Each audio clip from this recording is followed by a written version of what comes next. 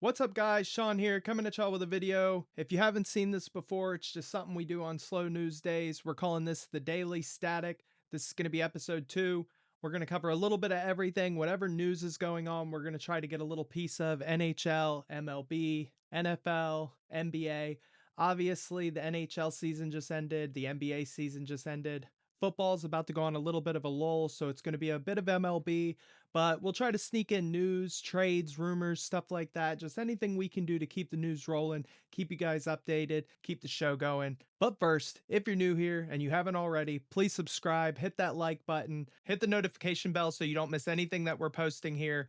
I'm trying to get the channel better every day. We're working on audio, working on videos, ideas, all the different things that we can think of to make this channel better, working with you guys. So make sure you're commenting, letting me know what you like, what you don't like. With that being said, let's get right into everything. So we're going to go ahead and we're going to start with the Stanley Cup.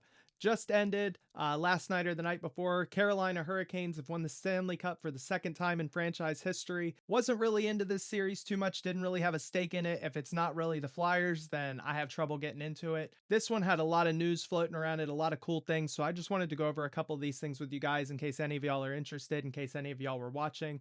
Obviously, this is the second time the Hurricanes have won the Stanley Cup in franchise history. This is fantastic for the team. They came out, I believe they were dogs in a couple of these matchups and came out on top. From what I seen, what I watched, they looked like they were dominating, just a hungry group of guys that really wanted it more. They just absolutely did everything the right way, came out, busted ass, and here they are, celebrating. Thought this was pretty cool. The coach for the Hurricanes is a former player. Their championships are 20 years apart. Last time he was involved as a player, now he's involved as a coach. These storylines here always get me excited, get me into things. Definitely going to make me dig a little bit deeper, but I thought this was awesome to see. You always love to see stuff like this when former players turn coach and then they lead their team to the promised land. You don't get to see it very often, but this was an amazing example of that. Just thought this was really cool, and you could tell the pure emotion from when he won it the first time as a player to now as a coach. The highlights, the reels of him and stuff, if you haven't seen any of it, check it out. He's hilarious, and it's been great to see. A little bit of Flyers news here we're going to sneak in. We have acquired goaltender Joseph Wolf and defenseman Simon Bennett from Toronto in exchange for goaltender Samuel Ersson and defenseman Emil Andre and a third round pick in the 2026 draft. Backup goalie, another defenseman. Nothing crazy to look at here, nothing world ending, but it'll be interesting to see how this turns out in the long run, see what these guys do for us. Maybe the goalie can give us some decent minutes, maybe work his way into the rotation and have some sort of effect this year. It'll be exciting to see how these guys turn out. Gonna turn over to the NFL for a minute here. I know all the stuff with Rashid Rice. I know he screwed up. He made mistakes. I know that when you're famous, this is something that happens with the press. This was a little sad to see. He gets out of jail this morning after serving his 30 days. Now, mind you, part of this charge was over some weed. Yeah, he was speeding, blah, blah, blah, blah, blah. There's a lot of stuff involved with this.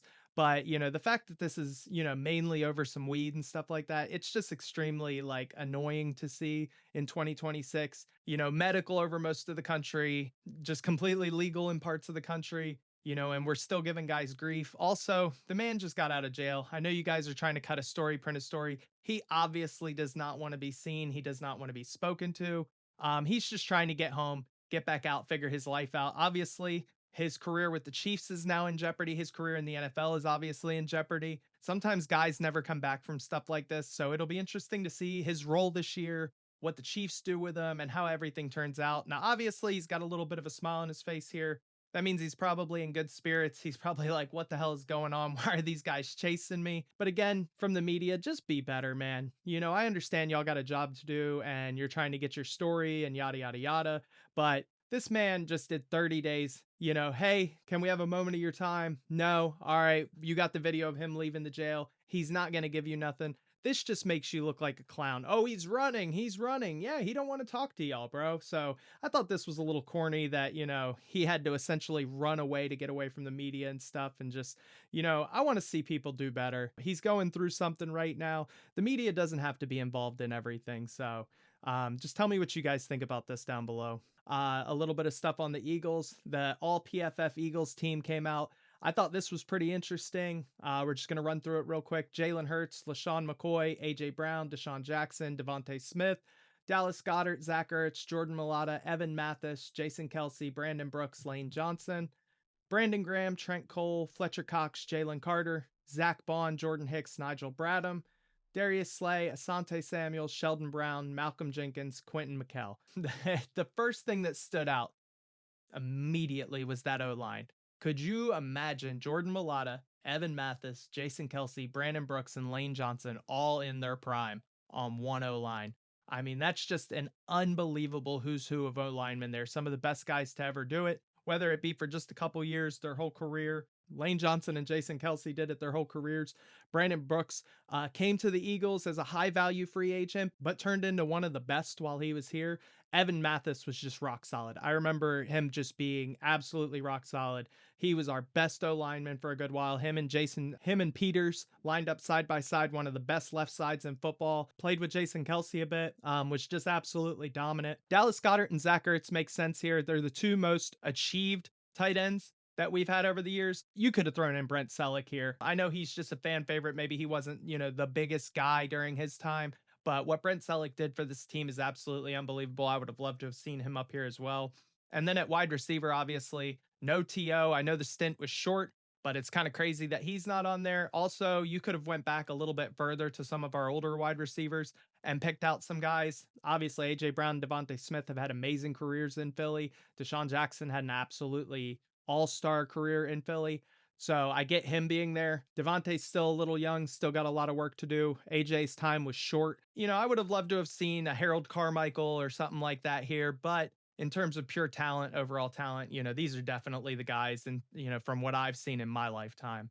And then LaShawn McCoy at running back, you can't take anything away from him. He was one of the best to ever do it for the Philadelphia Eagles, still highly regarded. It was a shame to see him leave the way he did. He still had a lot of good years that he could have given us. Would have loved to have seen how that turned out, but LaShawn McCoy, I couldn't think of another running back outside of Brian Westbrook that deserves it more. And then Jalen Hurts to lead everything off. No surprise there. Obviously, you'll get a lot of people that say it should have been this guy, that guy. Jalen Hurts won a Super Bowl, been to 2 Super Bowls, Super Bowl MVP, has been very consistent over his career here. Absolutely deserving of this. And then on the defensive side of things, I mean, that's just an insane defense all the way around. Again, you can pick a couple guys here and there that you think should have deserved it a little bit more than what we got. Not seeing Reggie White on that D line is a little wild to me. Maybe they left him out because it wasn't during the PFF era. Maybe that's why some of these guys aren't older. Not too sure, but a hell of a team, top to bottom, hell of a team. From an Eagles fan standpoint, that was pretty cool. Thought you guys would enjoy that. Obviously, everybody's been keeping up with the Brandon Sorsby news, gambling. They tried to get him reinstated. Basically, the government overruled the NCAA. Now the NCAA is trying to take action against him. He's going to just tuck tail and run. He's going to go ahead and go into the supplemental draft. Hell of an intriguing prospect for the Eagles. Dude's got an arm, a lot of talent. Obviously, his off the field stuff is the big red flag. If he can stay away from sports books, if he can get with the right people, he'll be fine in the NFL. I think he carves out a decent role. Don't think he'll be, anything super special unless he lands in a perfect situation, but he could be a hell of an intriguing prospect. And they're saying here that the Eagles could take him in the second round. I agree with Thomas here. I think they could care less. I think they're happy with the room they have, but it would be silly to think that Howie hasn't at least taken a look, a little bit of an interest here and there, and definitely silly to think that Howie isn't paying attention to what's going on here. So that'll be interesting to see going forward where he goes, and we'll definitely be updating on that later. I didn't do a video on the Jalen Hurts drama. I didn't really see the point. I know WIP came out and they were like, oh, we might trade Jalen Hurts or he might want out. I don't take any stock in any of that stuff. Jalen Hurts rumors are going to be here year in and year out. Never going to stop. He's always going to be battling adversity. He's always going to be battling the media. That's why he calls it rat poison. He's been dealing with it since Alabama. He's been dealing with it since high school, if we're being totally honest. So nothing new here. Didn't want to cover it, but I did like what Thomas said here. Again, follow him on Twitter if you haven't already. Nobody spoke up for Jalen Hurts except for the owner, GM, head coach, and his new OC, etc. But yeah, make some mid-June stories. A lot of people don't remember our owner is the #1 Jalen Hurts fan. I don't think that there is a thing that Jalen Hurts could do from this point on that's going to change Jeffrey Lurie's relationship with him. It would take something catastrophic for Jalen Hurts to be run out of this organization. Now, obviously, if he were to start to fall off and we saw that we had a chance to get rid of him while the value was high and that he was obviously falling off and he was not going to be able to take us back to the Super Bowl, yeah, the Eagles are going to make the right decision. We've done it with every player. It's about the team, not the individuals who lead it. But with Jalen Hurts and the things he's done over his career, getting better and better and better and better, elevating in the postseason, elevating in the Super Bowl the way he has, nobody's going anywhere. Jalen Hurts, at very least, is going to play out the rest of this contract. I expect an announcement to be made on an extension probably midway through this year, at the end of this year. But to think that he's due something now is kind of crazy. He's getting into that age to where, yes, you've done a lot of really good things for us, and they could just pay him right now. They paid Carson Wentz and traded him a year later. We've done it with other guys, Bryce Huff. It's not impossible to get out of the contract, and the Eagles aren't scared of the dead cap. There's just no reason to do this right now. Jalen looks great through the whole OTAs, mandatory minicamp. He's been there, he's been present, he's been working, speaking highly of everyone around him. He's never in trouble. He never does anything wrong. He supports all the right people, programs, and things. Jalen does it all the right way. And yet somehow people come out here every year and they've got something to say about him. And it's not worth a whole video. So I thought I would bring it up here just because it's the perfect time to do it. But to anybody saying Jalen Hurts is going somewhere, he's not. He's not going anywhere. So just go ahead and get it out of your heads. If he was to go somewhere, we would know. All right. And with the owner backing him the way he does, it doesn't matter what anybody else says. WIP has no control over the team. They have no say over the team. They're just looking for clicks in June, and that's what they got. Eagles have signed UFL Eric, I'm not going to butcher his last name, per me and Tom Pelissero, a former fourth-round pick of the Dolphins. Obviously came out of the UFL, had a really good season. The Eagles saw something, figured that it was worth bringing him in for training camp. They're going to take a good look at him along with all these other wide receivers. Maybe a second stint in the NFL is exactly what he needs. Don't expect much from him, more than likely a camp body, but we'll see what he does moving forward. A little bit of MLB here, a little bit of Phillies talk specifically. Phillies record behind each pitcher with the current rotation together. Chris Sanchez 7-2, Zach Wheeler 7-2, Jose Luzardo 7-2, Aaron Nola 7-2, Andrew Painter in the bullpen a combined 2-7. The Phillies pitching has been either here or here. Zach Wheeler's coming back from injury. He's not playing his best, but he's playing really good. Christopher Sanchez has had an unbelievable year up to this point. The top end of our pitching is doing exactly what they need to do, but they're also getting healthy. They're getting in their rhythm. It is a very, very long MLB season. I expect these records to kind of reflect more realistically as the season goes on. A lot of people talking about the Phillies pitching. I think that we have enough now if we do things the right way. Now, Aaron Nola has not been the Aaron Nola that we are used to in a way. Now, he's always been up or down. He's always been kind of hit or miss. I think those numbers make him look a little better than he's been this year. But with that being said, I think all these guys have a chance to win some games. I think all of them have the talent to win some games. And as long as our top end guys continue to do what they need to do, pitching will never be the problem this year. Obviously, we're 33-39, second behind the Braves. The Braves started off absolutely red hot, have kind of cooled down as the seasons went on. Nationals close behind us, Marlins just behind that. The Phillies have turned it around in a big way. The way they started this season compared to where they are now, they're not perfect. Do I think they're going to win a World Series this year? Probably not, but anybody other than the Dodgers is kind of just a roll of the dice at this point. All going to matter when the bats get hot. Can we get hot bats in October? If we can get hot at the right time, then we have a chance with anybody. Anybody in baseball has a chance. It's the beauty of baseball. No matter how many stacked guys you got on your team, if the bats get hot at the right time, anybody can beat that team. With the pitching, the way the pitching has been going, I think it'll get better. I think Andrew Painter will get better. He's looked really, really bad to this point, but again, he wasn't thrown into the best situation. Philly is not an easy place to play either. I think the pressure coming in has been a lot more effective than he realized it would be, than most of the Phillies organization realized it would be. It's definitely not a quiet place to play. All your struggles are going to be amplified. All your glories are going to be amplified. Just give him some more time, at least a year, to really see what he's capable of. I trust the coaching to pull him if need be, put him in better situations, put him against worse bat, try to just give him a chance to actually have some good games, string those together, and turn that into production he can use later in the year.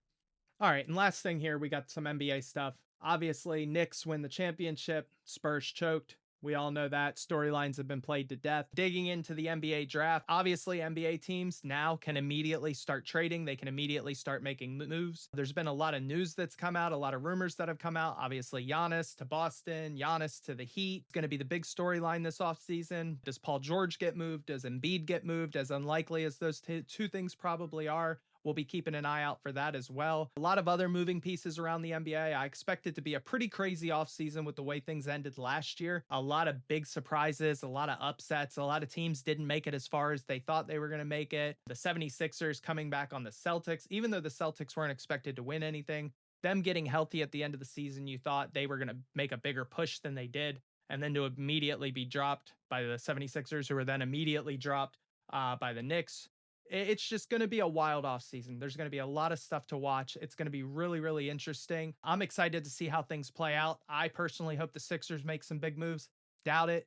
But going to the draft here, AJ Diabasa, number 1, Darren Peterson, number 2, Cam Boozer, number 3. It could fall any way like that. There's reports that certain people don't want to play for the Jazz, certain people don't want to play for the Wizards. A lot of these guys are getting really bold about saying they don't want to play places. Last year, we saw a little bit of that with the Sixers taking VJ Edgecombe over Ace Bailey. Ace Bailey said he was only going to play for certain teams, and the Jazz drafted him anyway. Had he not played for them, he would have just been screwing himself, losing a ton of money. I imagine these guys are doing the same thing. They're going to try and push, bully, get certain teams to take them, other teams to take other guys. I expect the Jazz to come out and take the best player available again. Danny Ainge did the same. I think it was Danny Ainge. Correct me if I'm wrong, but he did the same thing last year. Call my bluff. Ace Bailey said, I'm not going to play there. He brought Ace Bailey in.